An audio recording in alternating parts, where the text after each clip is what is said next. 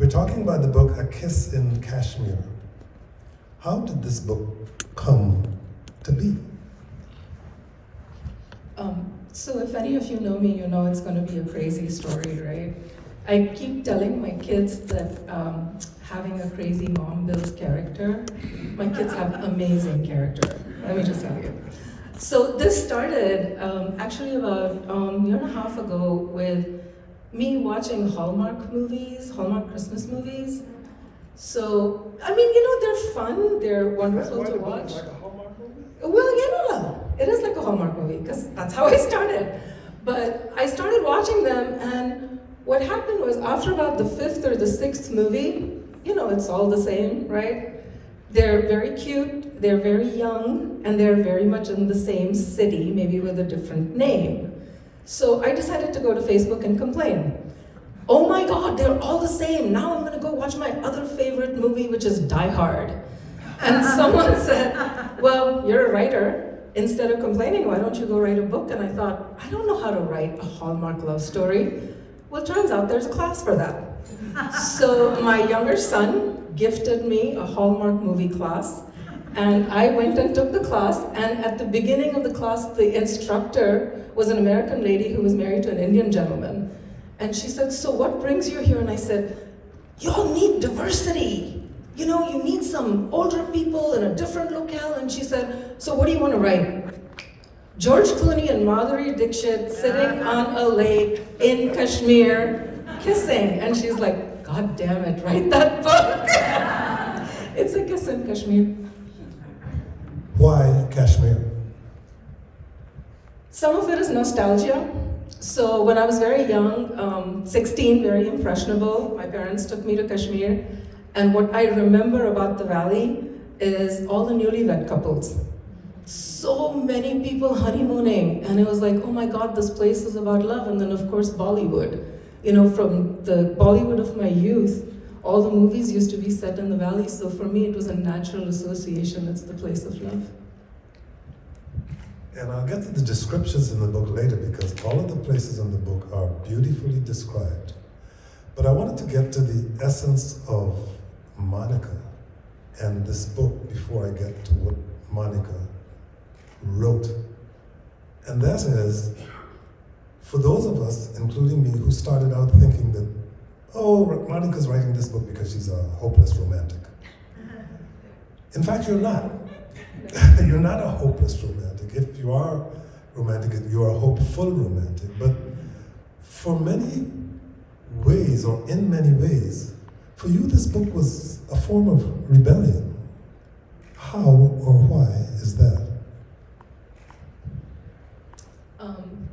So thank you for recognizing that and calling me hopeful. That actually gives me a lot of hope. I got divorced about 5 years ago, and until you are put in a situation where your identity changes, you don't know how things will change for you. And that changed my entire perspective on the world, because I started seeing this narrative that was there that, love and happiness are only meant for a certain age group. It's only meant and reserved for the youth. And it's like, well, what happens to everybody else?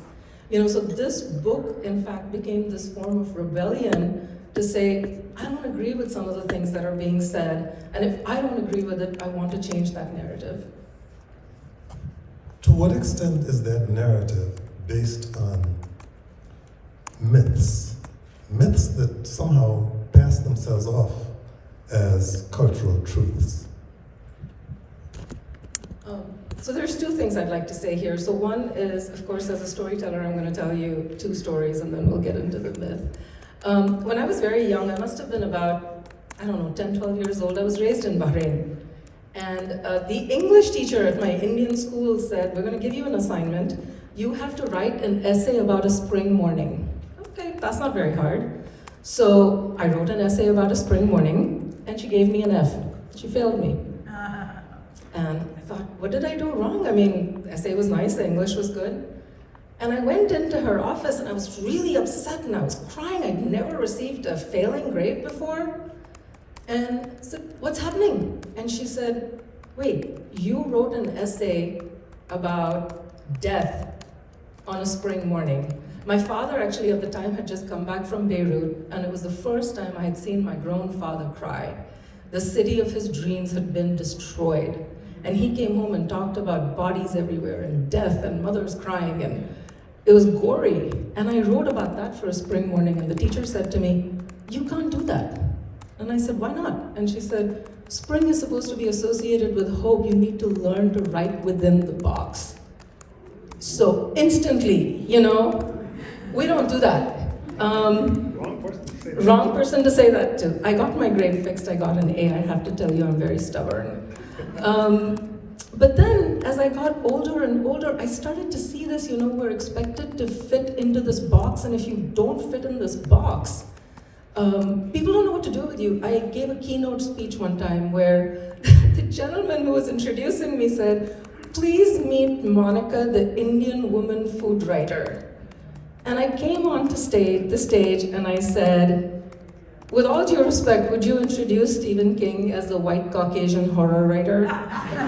And he said, "No." And I said, "Okay, try again." So we have to break out of these, and after the divorce and things like that, I started to see these myths, which were, I think it's like cultural conditioning, right? You're so used to it, you don't even hear it.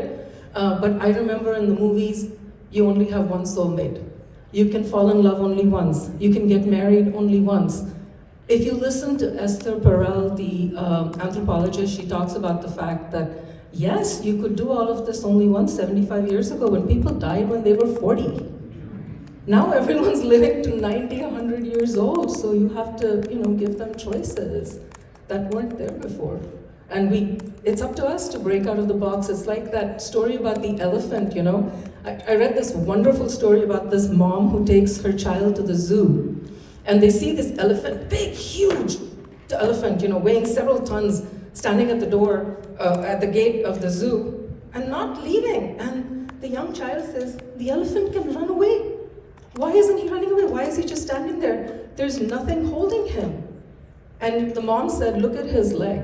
When he was a child, they used to put massive chains around his feet, so every time he pulled, he would bleed and get scars. That's what he remembers. And so he stays stuck." So all these myths are the chains that are around our feet, and it's up to us to break them. I'm shocked and happy that when your teacher told you that you were not writing about spring in the proper way, that you didn't hurl any profanities at her. So thank you very much for that. And I don't think this is giving too much away about A Kiss in Kashmir to say that in this book there are people who have both lost a loved one. And in a way, this book is intended to address what's known as survivor guilt. Talk about that. So that was one of the parts that I researched the most, was the characters. I wanted to build characters who were real, who had human connections. And while writers can claim, I can understand what someone feels like, you really can't. I couldn't tell you what a woman in her 50s who was divorced after 23 years of marriage would feel like until I got there. So for every single one of the characters in the book, I actually talked to people who'd had these experiences to say, "Tell me how you feel." And the character of George is a person who's lost his wife after almost 2 decades of a very loving relationship. And the gentleman that I spoke to kept telling me, "I have so much guilt.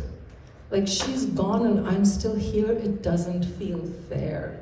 And I think there's a lot of research that says that couples who've been together for a very long time, this is something that very typically happens, but nothing prepares you for the sadness in someone's eyes who's going through survivor's guilt. It's very hard. And I know you and I talked about that a little bit. I've experienced it myself.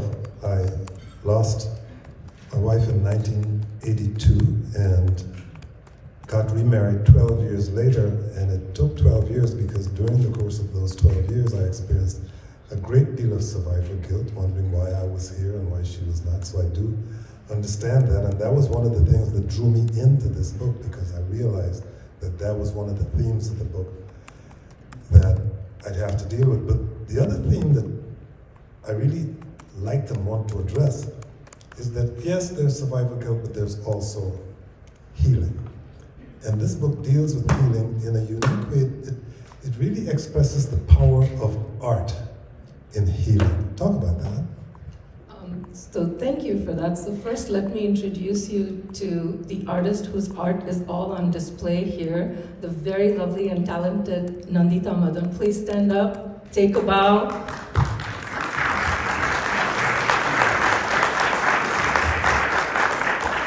And if you all open your books and take a look at the bookmark, there is a dancer that is at the top of the bookmark, and that is a painting Nandita made for me, which inspired me to make Sharmila, the lead character in the book, an artist.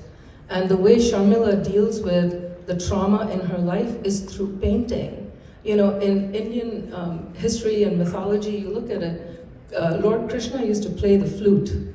You know, and the flute was intended to be healing. People would be drawn to it because it was so healing. If you look at Lord Shiva with his form of Nataraj where he dances, you know, the dancing is supposed to be balancing the cosmos, and it's so healing. And so I started to learn more and more about art, and I want to tell you a little funny story here because I work in corporate America by day, and I was telling a colleague about all of this stuff. We'll get to that later too. I was telling someone about, you know, the fact that art heals, and they were like, really, you know, this is just something artists say. Like, does it apply to, you know, regular, normal human beings? So of course I went and looked it up. And there was a monk who gave a lecture that I loved. He said he was talking to this big group of executives, and everyone was like, I don't know about art, I don't know about drawing, I don't know if the paper has any value. And he said to them, do you have children? And a lot of them said yes. And they said, do your kids paint? And they said yes. And they said, do you keep those pieces of paper? And they said yes. I said, why? There's so much love in them. Really, art heals. Art heals, it brings us closer, even when we don't realize it. Well, you might not be able to paint with the same level of skill as Nandita, but you certainly paint a vivid picture with words. One of the things I noticed about this book is that whether we were in Kashmir or any place else, you had very vivid descriptions of everything, every boat, every restaurant, every room. What's up with that? Why? So I think the recovering engineer is showing. Sometimes I feel like I approach my art with a blueprint of an engineer, you know? So it's okay, so if George and Sharmila are sitting in a shikara on Dal Lake, the way my brain works is, if I'm sitting with them, what am I seeing? What am I hearing? If I put my hand out, what can I touch? What are they talking about? What are they feeling? So literally for every book, I will do what I call the senses round. So go through it, what did they smell? What did they hear? What did they touch? So it brings people closer to them when they're reading, I think. But you also describe the visuals of the entire environment so clearly, so distinctly, so definitively. How were you able to do that without actually being there all the time? So I can tell you I probably am going to be banned entry into Kashmir because I drove people there insane. A lot of people volunteered to help. So there were a lot of calls with a lot of detailed questions of if a shikara boatman comes to you, what are they selling? What are the flowers looking like? What are they calling out? What time of day are they coming? Where is the sun? Where is the sun setting? I drove them insane, but they were so helpful. And I think it's the details, right? It's the details that make the story. The details in every way, you'll really appreciate this one. She describes every single meal in detail. And that's the food writer showing. That's the Monica I know. But every single meal, everyone? Every single meal. So Even snacks are described in detail. Kojo and I were talking about this the other day. He said, every single meal is in detail. What's up with that? And I said, well, if you think about it, right? Eating and food is actually just as intimate as having physical relationships with someone, right? It's a very intimate thing. So for every scene, when I wanted to provide intimacy, I wanted to provide detail, I wanted to provide a look into their life, bringing the food alive was the best way to do it. And the beauty of that is every place I added the names of the dish, my email box is full of people saying, I went and looked it up and now I'm going to cook this. So when I read this book, I'm going to serve this to my book club, my family, my friend, my spouse, and therein the book came alive. That wasn't my response. Mine was, I gotta get Monica to prepare this for me.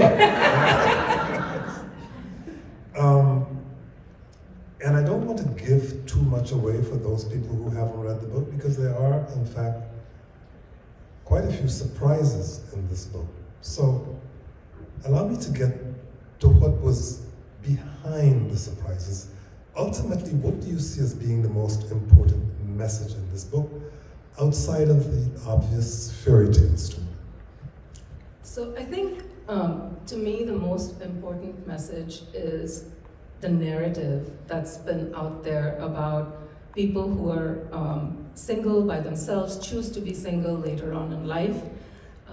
There is a certain story that's told, and I think if we want to be fair to people, we need to change that narrative. It really bothers me, when I was researching this book, I was looking at love stories, I was reading so many things. Why are all the famous love stories tragedies? Does someone want to tell me that? Layla Majnun, Romeo and Juliet, Shiri Farhad, all of them are tragedies. Why? Do we need tragedy in life? Yes. Do we have people living tragedies in life? Yes. But what about giving them hope? It's so important. And the thing is, the responsibility lies with every one of us. We have the ability to change the story. If we change the story, we change the narrative. I think all of us, and I say this with great humility, are probably 1 or 2 generations away from being forgotten. What is going to stay behind is our words, is our art, is the music that we create, it's the stories that we tell. So let's leave our children with hopeful, beautiful, amazing stories so that they blossom.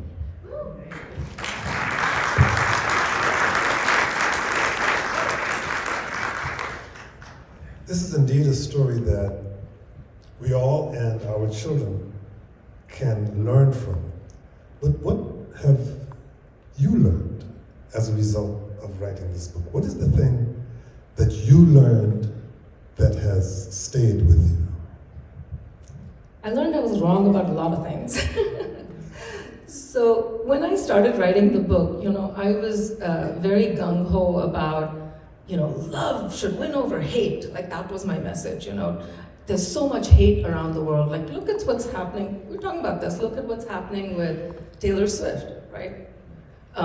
So much hatred being hurled at one person. So as I was creating the characters and writing about them, I thought, no, this is going to be about love. This is going to be about love winning over hate. The more I researched, the more I spoke to people for almost every character, the more I spoke to the people of Kashmir, and I spoke to so many people. I learned that hate is not a superpower, and love is not a superpower, according to me. And I humbly submit that the real superpower is empathy. I learned that understanding people, where they come from, what their background has been, what they're living, what their dreams are, if we can understand that, we'll be a very kind race. Speaking of Taylor Swift, who manages to change all conversations, will you be watching the Super Bowl on Sunday? I think I will, just because I want to see how many times they pan to her and how crazy it drives people. Which I don't understand, because they only pan to her for like 2 seconds and then they move away, but it really does seem to drive a lot of people crazy. I hope to be watching with a lot of people whom it drives crazy just to watch them go crazy when it happens. Another theme that I notice in this book that you tend to emphasize, you seem to have a fascination with, maybe even an obsession with, serenity. Why? Age? Even the boat boat Sukun. The boat Sukun, yeah. So the Sukun means serenity. It's a real houseboat in Kashmir. When you all visit, you can go stay there. It's fabulous. Yes, the theme is serenity. These are two people who are in the autumn of their life, looking for something different. I think when you're young and you fall in love, you're 21, 17, I don't know, 16, you fall in love and there's music playing and you see the one you love and your heart jumps up and you want to run and you want to do all these things. Well, kind of hard to do that when you're 54. It's different. I think you don't look for support at that age. You look for someone to bear witness to your life. You're looking for calmness. You're looking for steadiness. Not to say there's no drama. God knows there's enough drama in the book. But it's just that love is so strong. I'll give you a very quick example. I met a couple who had been married for about 40 years or so. I was at their house having dinner. And they ended up having an argument about something silly. You didn't cut this properly, you didn't cut that properly, and just going on for a little bit. And so I'm watching them, I'm like, how are they going to resolve this? I'm just curious as a writer, I'm very nosy. So I'm just watching them. They argue for about 15 minutes. You can tell they're really irritated with each other, okay? And then the argument is going on, and then she turns around, she looks at me, and then suddenly she looks at him and she says, do you want tea? And he says, yes, half a cup. Done. That's the serenity part. So it's not that there's no drama, but there's so much love, and that bond is so steady and so strong. So the violins may not play when you see each other, but you feel like you've come home. One of the bonds that quite a few of the characters in this book seem to have is Washington, D.C. Why did you decide to make both Washington, D.C. and George Washington University in particular characters in this book? What is your relationship to that? Alma mater. I studied at a GW many years ago, maybe 30 years ago, good Lord. And I remember one night I had finished a class and I was walking back to my apartment, and I must have walked like 3 or 4 blocks. And in those 3 or 4 blocks, I think I heard like 9 languages. And I knew this is where I was going to live, and this is where I was going to raise my children. So I love DC. It's George Washington University Hospital does make an appearance in this. And since you mentioned that you went to school there are those among us who might be wondering, what did you do in school at George Washington University, and how does that relate to what you're doing now? It doesn't. So when I was young, I think I must have been about 5 or 6 years old, and I knew I wanted to be a writer. I always wanted to write. And when time came to go to university, I actually had admission at a journalism school, and my father looked at me and said, this is good, but how are you going to make a living? So you're not doing this. So the choices were doctor, lawyer, engineer, or marry rich. I was 17, so I picked engineer, which seemed to be the least of the evils. And then I came to the US to get my master's from GW. I mean, I'm grateful. I have all the degrees. It's given me a lot of discipline. But at the end of the day, I just tell stories. She's got several degrees in engineering. And so you would figure that even if she does write books, she doesn't necessarily write books for a living, so she must be doing engineering for a living, right? Ron, what are you doing for a living now? I tell stories. So I'm very blessed. I work for a tech company by day, and I am a brand strategist. I handle their social media for a company of about 400,000 people. And I get to tell stories of the amazing people who work there. It's a big blessing. Yes, she tells stories. Now there are a few characters in this book who don't play very large roles in the story, but whom I found particularly interesting in trying to figure out how you came up with these characters. One of them went by the name Jilwala Jackson. Who and what is Jilwala Jackson? Okay, so Jilwala Jackson. So Jil is lake, Jackson of the Lake, referring to him as Michael Jackson of the Lake. So when I was young, having been to Kashmir and also my memories of all the movies that are shot there, the shikaras are the boat that sit on the jheel, which is the lake, and the boatmen actually sing. So when you sit down, they'll sing all kinds of Bollywood tunes for you. You just have to tell them. So in the book, one of them, I named him Jheelwala Jackson because he was the Michael Jackson of the lake. It was such an odd combination of names.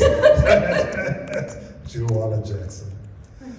Another thing that I found intriguing that I don't think was explained in the book, but which you may want to explain now because it's a very small thing. At one point, two of the lead characters in the book were about to undertake a journey of sorts.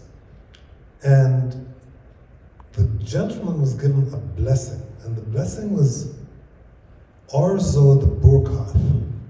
And I never knew what that blessing meant, so can you please tell me now what it means? For sure. So the two characters, Sharmila and George, who are the two lead characters, are at one of the temples, and they have to climb up some, 100 stairs. And so when they climb up all of the stairs and sit down, this old woman comes and gives them this blessing. And Sharmila becomes very conscious, oh, we're not a couple, what kind of blessing are they giving us? And he starts laughing and he says, the blessing is, may you always have flexible knees. Some things you just have to experience. John Nathan, you and I have spent a lot of time walking, riding, jogging in Rock Creek Park. So we understand the knee problem, don't we? Really, really. Well, I wish I could have that blessing myself. There is a woman in the book who provides flowers in general and the wedding flowers in particular. Her name is Zarina. How did you come up with that character? Because I have a story to tell. Actually, I'm going to let you tell your story about Zarina.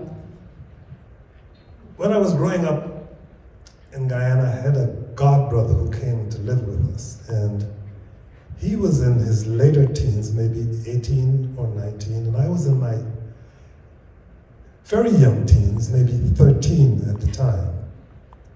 And being older than me and being, certainly in his own opinion, good looking and dashing, he was dating several girls, teenage girls at the time, maybe 18 or 19 also.